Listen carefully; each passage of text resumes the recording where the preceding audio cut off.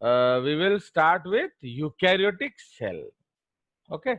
Now, तो हमारा आज का जो स्ट्रक्चर है, डिटेल्स है, that is called the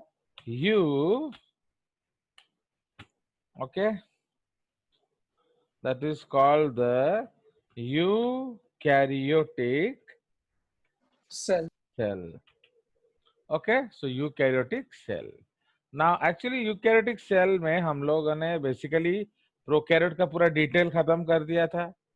So now we will go into the detail of eukaryotic cell. Similarly, we will study the different types of organelles. है कि नहीं? Now, as we had discussed in eukaryotic cell, हम लोगों ने जो general concept detailing किया था, तो यूकैरियोटिक सेल में आपके अलग अलग तरह के ऑर्गेनेल्स होते हैं. Now, like your three LBL organelles. मैंने LBL क्या है? Lipid bilayer. तो 3 लिपिड बाइलेयर वाले ऑर्गेनेल्स हैं. उसके बाद जो है 2 LBL ऑर्गेनेल्स, उसको आप यूनिट मेम्ब्रेन बोल सकते हो या LBL बोल सकते हो. Okay, 3 LBL organelles. ये रेयर है, इसका हम डिटेल तो पढ़ेंगे नहीं, बस खाली ना को पढ़ेगा था. So that is called your transosomes या लैमेलोसोम्स. ठीक है, वो हमारा उसका नॉर्मल सेल का एप्लीकेशन में है और रेयर एक एग्जांपल है. तापर जो मोस्ट कॉमन एग्जांपल है, that is what? Single LBL organelles. तो ये मोस्ट कॉमन है, single LBL organelles. And last में no LBL organelles. So this is our basic architecture. ठीक है, so this is what we will basically do. चलिए, so now if you recall, so what are the 3 LBL organelles? बताइए. 3 LBL organelles. Transosomes. Yes, तो इसको हम लोगों ने पढ़ा था क्या? तो we had read that is, इधर हम लोग लिखेंगे ट्रांसोसोम्स. ओके, इसका एक और नाम होता है लैमेलोसोम्स.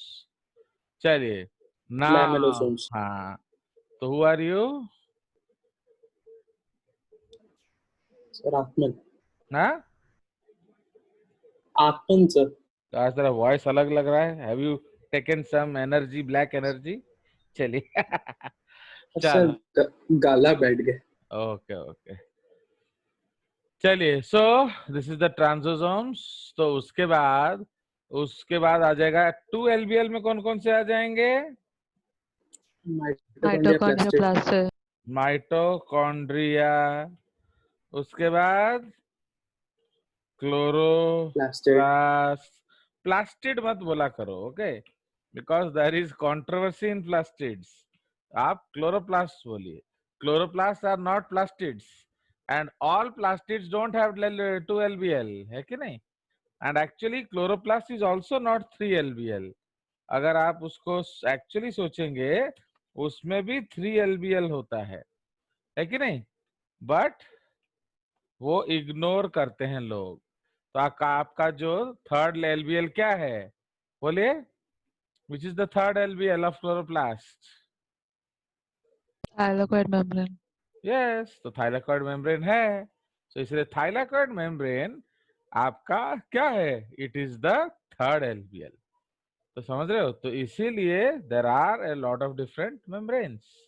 ठीक है, सो दैट इज व्हाई इसमें हम लोग, और कौन सा है 2 मेम्ब्रेन बताइए? जल्दी बोलो, और कौन सा 2 मेम्ब्रेन है? न्यूक्लियस को भी हम लोग बोल सकते हैं, बट जनरली ऑर्गेनेल का मतलब होता है साइटोप्लाज्मिक ऑर्गेनेल. अगर आप सिंपली ऑर्गेनेल बोल रहे हैं तो न्यूक्लियस इसमें आंसर आएगा. Understood? Please remember, if you are only using the term organelle तो उसमें न्यूक्लियस आएगा. बट अगर आप साइटोप्लाज्मिक ऑर्गेनेल यूज कर रहे हैं, उसमें न्यूक्लियस नहीं आएगा. बिकॉज आपको पता है दैट न्यूक्लियस में आपका क्या है, जो साइटोप्लाज्म में न्यूक्लियस इंक्लूडेड नहीं है. So that is why in case of nucleus, it will not come. Okay, तो इसलिए ये याद रखना है. In the back of the mind, you can keep it. चलिए, उसके बाद मोस्टली हमारे जो हैं वो डबल मेम्ब्रेन स्ट्रक्चर्स है, सिंगल मेम्ब्रेन स्ट्रक्चर्स हैं. तो इसमें कौन कौन से आ जाएंगे? बोले ऊपर से नीचे, मैंने के कंसेप्ट से ER आइए. Golgi, yes, always come with a concept. ER तो Go, या आराम से ER आराम Golgi, से आराम से. vacuole, cilia flagella, microbody. हाँ, तो तुम गेट आउट हो जाओ क्लास से. मैं तुमको बार बार तेलुगु में समझा रहा हूँ, धीरे धीरे बोलो. तो मैं टाइप कर दूंगा तुम जिस स्पीड में बोला है. हैं? तो always talk in the speed of typing. तो RER एंड SCR, इसमें 3 ER होता है, RER, TER and SCR. Now उसके बाद ER के बाद आ जाएगा गोल्जी बॉडीज.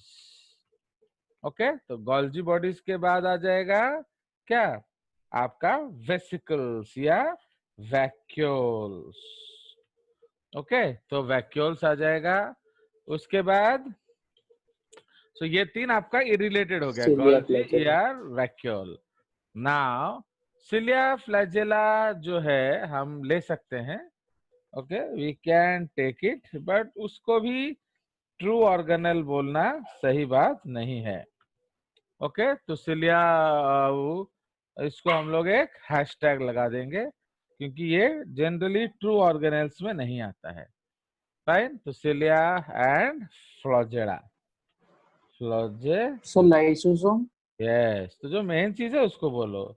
लाइसोसोम्स, तापरे पेरोक्सिसोम्स, ठीक है.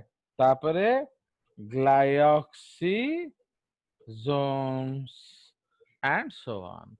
नो LBL वाला ऑर्गेन्स कौन कौन सा है? इसमें आ जाएगा सेंट्रोसोम. Okay, centrosome. एंड अगर न्यूक्लियर बोलोगे तो क्रोमोसोम. ये न्यूक्लियर ऑर्गेनेल है, ये याद रखना. Okay, this is not cytoplasmic organelle. So ये कुछ बेसिक्स हैं जो हम लोग डिस्कस कर. राइबोसोम. हाँ, राइबोसोम इसमें आ जाएगा, जो इसमें आ जाएगा ribosomes. Because I am waiting for your feedback. no ये सब मैं LBL. पढ़ा चुका हूँ. अगर आप नहीं बोलोगे तो मैं चला अपने दुनिया में, है कि नहीं? जो मैं एक बार पढ़ा चुका मैं फिर बार बार थोड़ी पढ़ाऊंगा. सो दैट्स व्हाई अगर आप नहीं बोलोगे तो मैं चला. So that is the concept. So these are basic organelle details. Okay. Now after all of these हम लोग next क्या पढ़ेंगे? इसके बाद हम लोग basically पढ़ेंगे the concept of protoplasm. Concept of protoplasm, comma protoplasm, cytoplasm, nucleoplasm. Okay, तापरे साइटोप्लास्ट. Okay, et cetera. तो इस तरह का बहुत सारा चीज हम लोग पढ़ेंगे. Okay, now after we finish the concept of protoplasm, तो अब हम लोग क्या करेंगे? उसके बाद आ जाएंगे आपका न्यूक्लियर डिटेल्स में. Okay, now we will go into nucleus and nucleolus. Last में उसके बाद आ जाएंगे हम लोग क्या? Plasma membrane. ओके, तो प्लाज्मा मेम्ब्रेन से मैं आपका डबल पार्ट स्टार्ट करूंगा, मतलब the JCRT side as well as the NCRT side. तो प्लाज्मा मेम्ब्रेन हम लोग 2 टाइमिंग करेंगे इकट्ठा. तो उससे पहले ये हम लोग बेसिक आइडियाज करके चले जाएंगे.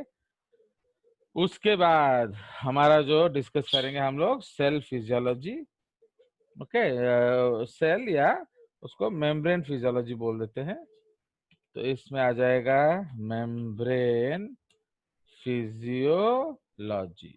तो इसमें आ जाएगा क्या? फैगोसाइटोसिस, पिनो, हाँ. साइटोसिस, तापर एंडो साइटोसिस, तापर एक्सो साइटोसिस, ओके, एक्सोसाइटोसिस, और उसके बाद आ जाएगा bulk transport. Okay, so this is the hottest topic of our lecture, very important area for any good exams। ठीक है, चलिए, तो क्या बोल रहे थे आद्या, you are something?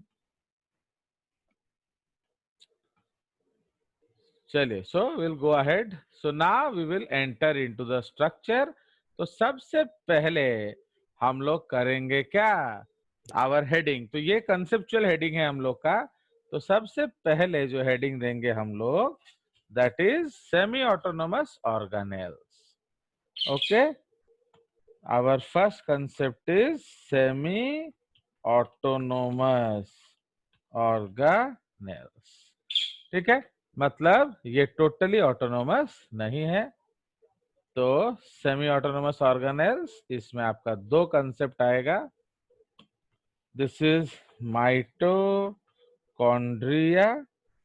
Okay, mitochondria आपका एक आएगा, एंड इसमें आएगा क्लोरोप्लास्ट। ओके, क्लोरोप्लास्ट, एंड इसमें हम प्लास्टिड्स भी पढ़ेंगे। तो अदर प्लास्टिड्स, क्यों? क्योंकि उसका आपका सेमी ऑटोनॉमी से कोई रिश्ता नहीं है। अदर प्लास्टिड्स, ठीक है। तो ये हमारा सेमी ऑटोनोमस ऑर्गेनेल हो गया। उसके साथ साथ हम लोग कुछ अदर प्लास्टिड्स भी पढ़ लेंगे, ठीक है। चलिए, so we have already discussed a lot of things. उसका हम कंपैरेटिव एनाटॉमी भी करेंगे, because mitochondria, chloroplast, why it is very important, क्योंकि ये जो दोनों ही स्ट्रक्चर है आपका एटीपी सिंथेसिस में आपको मदद करता है। So both the structure are responsible for ATP synthesis.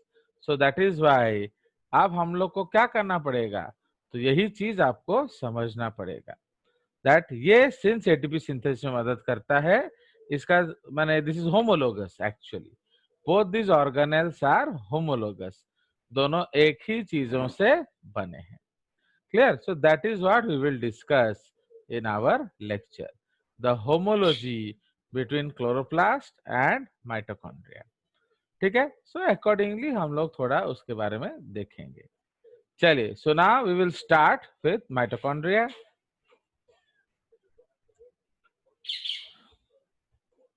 तो सबसे पहला जो ऑर्गेनेल है माइटोकॉन्ड्रिया। तो again why we should start with mitochondria, why not with chloroplast? क्योंकि ये, बिकॉज ये फाउंड इन बोथ है, ठीक है, इसी की नहीं। सो दैट इज व्हाई हम लोग शुरू करेंगे किसके साथ, mitochondria. Okay, so we will initiate our discussion with mitochondria. Clear?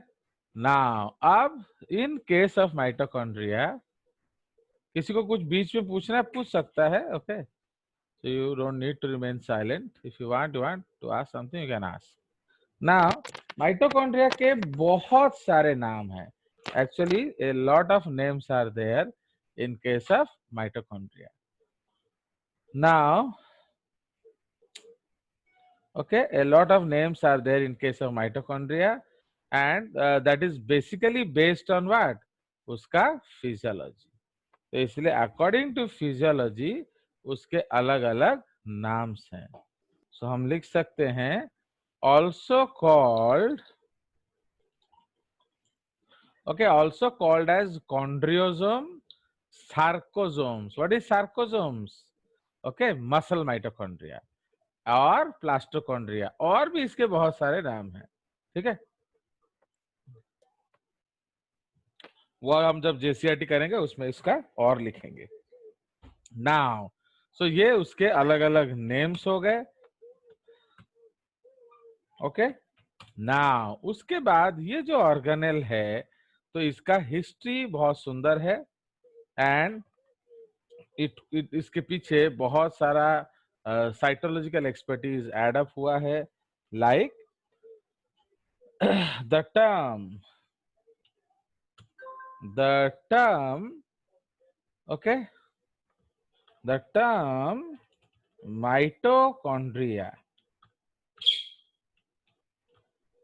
okay, was given by Benda in 1897. Altman called mitochondria as bioblasts. ठीक है, उसके बाद they were stained with Janus green. Janus green एक vital stain है. Do you know vital stain? You remember what is a vital stain? बोलिए, vital stain क्या है, याद है आपको ना भूल गए? जल्दी बोलिए. सर जो मारता नहीं है. Yes, the stain which does not kill the organism after applying it. ठीक है. Now, तो mitochondria are second, they are absent in prokaryotes.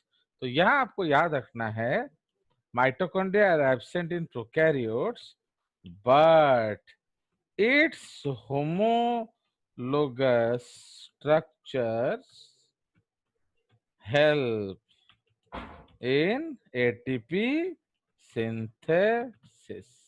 Okay, तो अब उसका जो होमोलोगस स्ट्रक्चर है वो एटीपी सिंथेसिस में मदद करता है. एंड उस होमोलोगस स्ट्रक्चर को हम लोग क्या कहते हैं? मेसोजोम. ओके, सो ये जो मेसोजोम्स है उसमें आपका electron transport system and ATP synthase complex होता है. सो दैट इज व्हाई ये आपका बेसिक एक्टिविटी है. ठीक है. Now the number of mitochondria varies with the activity of the cell. ठीक है, they are numerous in very active cells like the flight muscle cells of birds. Okay, तो जो birds का फ्लाइट मसल सेल्स हैं वो उनको उड़ने में मदद करता है. तो जब वो उसको उड़ने में मदद करता है तो क्या होगा? So it is rich, okay, in those cells. But जो sluggish है birds, okay, but in क्या adipocytes the amount of mitochondria are very few or absent. है कि नहीं? आर वेरी फ्यू और एब्सेंट. क्यों बोलिए? क्योंकि एडिपोसाइट्स का मेन फंक्शन क्या है? फैट्स को स्टोर करना.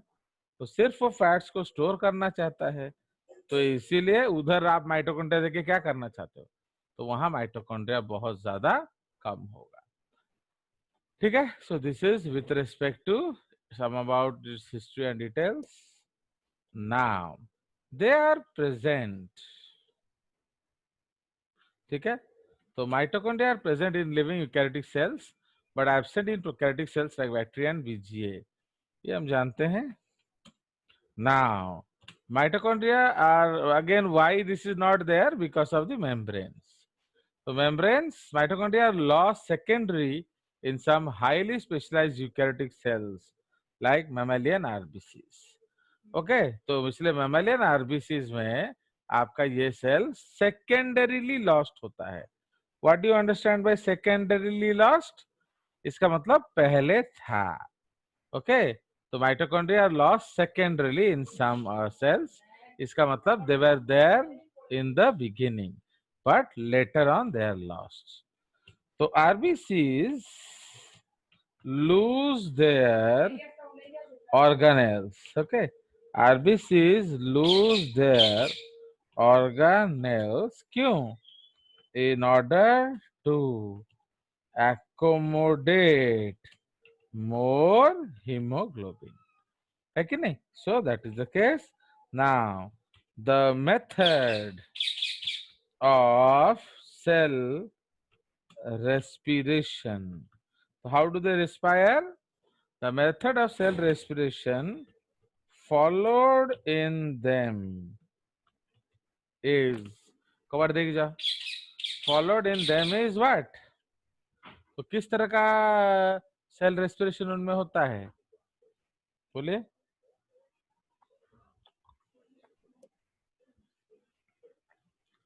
ओके, तो किस तरह का सेल रेस्पिरेशन उनमें रिपोर्टेड है? So reported the method of cell respiration followed in them is what? Glycolysis. Okay, glycolysis part of the aerobic respiration. क्यों? This is because they have oxygen but lack mitochondria. Okay, तो उनके पास mitochondria नहीं होता है, oxygen उनके पास बहुत है, समझ रहे हो? तो इसीलिए वो किस तरह से एनर्जी डिराइव करते हैं? With the help of glycolysis. ठीक है, चलिए। So now this is with respect to your details of how they gain their energy. ठीक है ना, उसके बाद जो माइटोकॉन्ड्रिया है आपका, इसका जो नंबर है वो वेरी करेगा and the number is referred to as chondriome. Okay, सो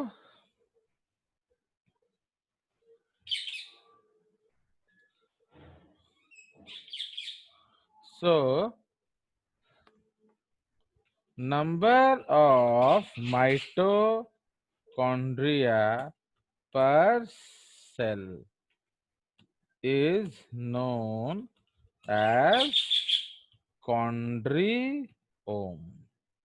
ठीक है, so the number of mitochondria is known as chondriome.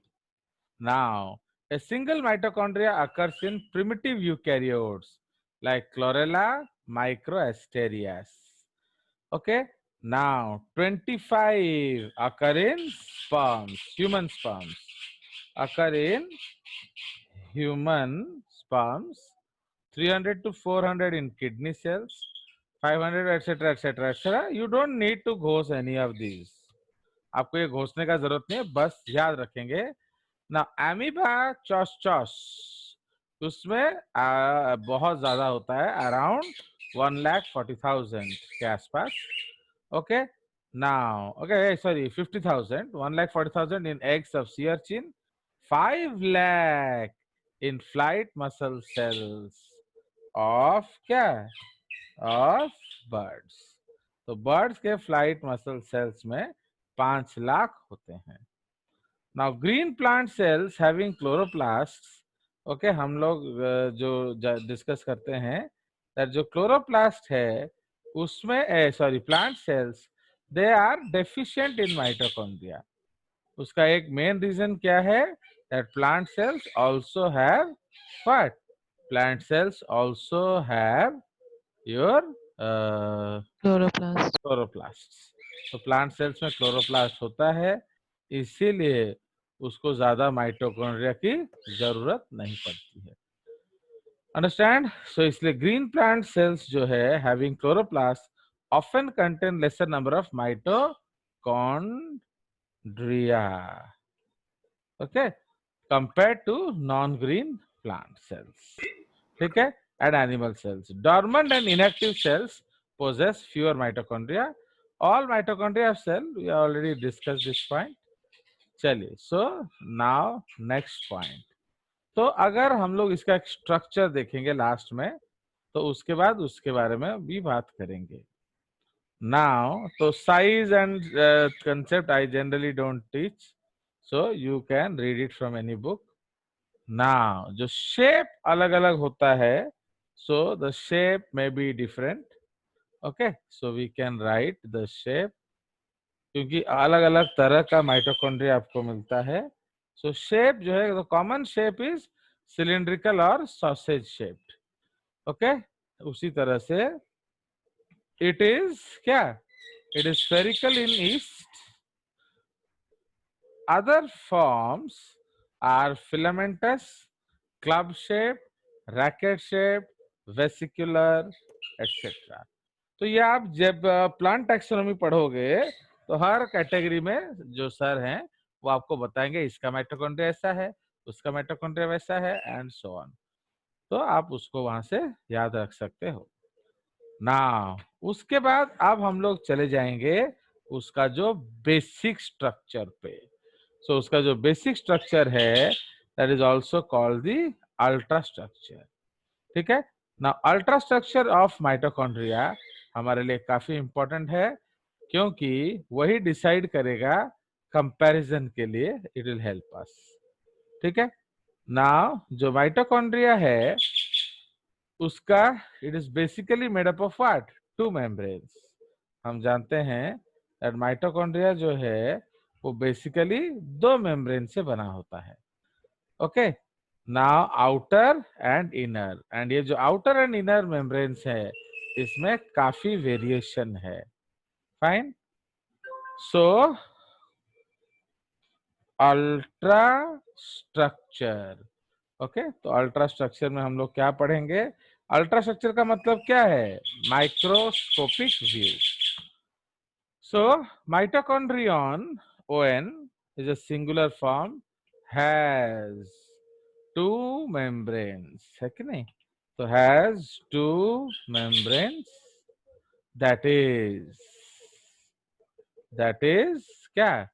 An outer irregularly, okay, an outer irregularly spaced, okay, चलो हटो यहाँ से।